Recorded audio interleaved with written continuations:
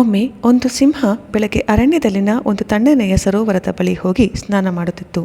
ಅದು ನೀರನ್ನು ತನ್ನ ದೇಹದ ಮೇಲೆ ಎರಚಿ ತಲೆಯಿಂದ ಕಾಲುವರೆಗೂ ಸ್ವಚ್ಛವಾಗಿಸಿಕೊಂಡಿತು.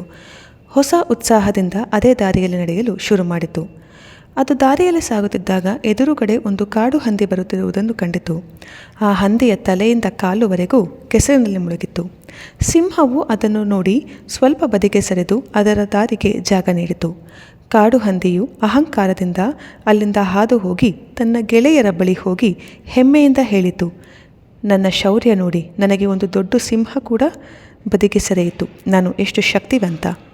ಆ ಕತೆ ಕೇಳಿದ ಸಿಂಹದ ಗೆಳೆಯರು ಅದರ ಬಳಿ ಬಂದು ಕೇಳಿದರು, ನೀನು ಹಂದಿಗೆ ಭಯಪಟ್ಟು ಬದಿಗೆ ಸರಿದ್ದೀಯಾ?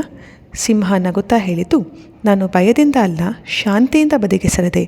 ನಾನು ಆಗಷ್ಟೇ ಸ್ನಾನ ಮಾಡಿ ಸ್ವಚ್ಛವಾಗಿದ್ದೆ.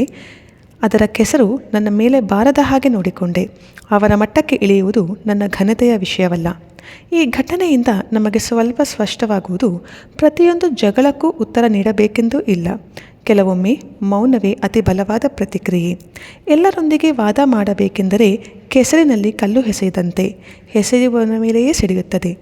ಜಾಣನಷ್ಟೇ ಅರಿಯುತ್ತಾರೆ, ಎಲ್ಲರನ್ನೂ ವಿವೇಕವನ್ನಾಗಿರಿಸಲು ಸಾಧ್ಯವಿಲ್ಲ. ಆದ್ದರಿಂದ ಶಾಂತವಾಗಿರು. ನಿನ್ನ ಸಮಯ ಮತ್ತು ಶಕ್ತಿ ವ್ಯರ್ಥ ಮಾಡಬೇಡ. ಎಲ್ಲರೂ ನಿನ್ನನ್ನು ಅರ್ಥ ಮಾಡಿಕೊಳ್ಳಬೇಕೆಂಬ ಬಲವಂತ ಬೇಡ. ಏಕೆಂದರೆ ಮೌನ ನಿನಗೆ ನಿಯಂತ್ರಣ ಕೊಡುತ್ತದೆ. ನಿಯಂತ್ರಣದಲ್ಲಿರುವನು ಯಾವಾಗಲೂ ಬಲಿಷ್ಠನು. ನೀವು ಈ ಕತೆ ಇಷ್ಟಪಟ್ಟಿದ್ದರೆ ವಿಡಿಯೋಗೆ ಲೈಕ್ ಮಾಡಿ, ಇತರರಿಗೂ ಹಂಚಿಕೊಳ್ಳಿ ಮತ್ತು ಇನ್ನಷ್ಟು ಪ್ರೇರಣಾದಾಯಕ ಕಥೆಗಳಿಗೆ ನಮ್ಮ ಚಾನಲ್ಗೆ ಸಬ್ಸ್ಕ್ರೈಬ್ ಮಾಡಿ. ಮುಂದಿನ ಕಥೆಯಲ್ಲಿ ಮತ್ತೆ ಭೇಟಿಯಾಗೋಣ.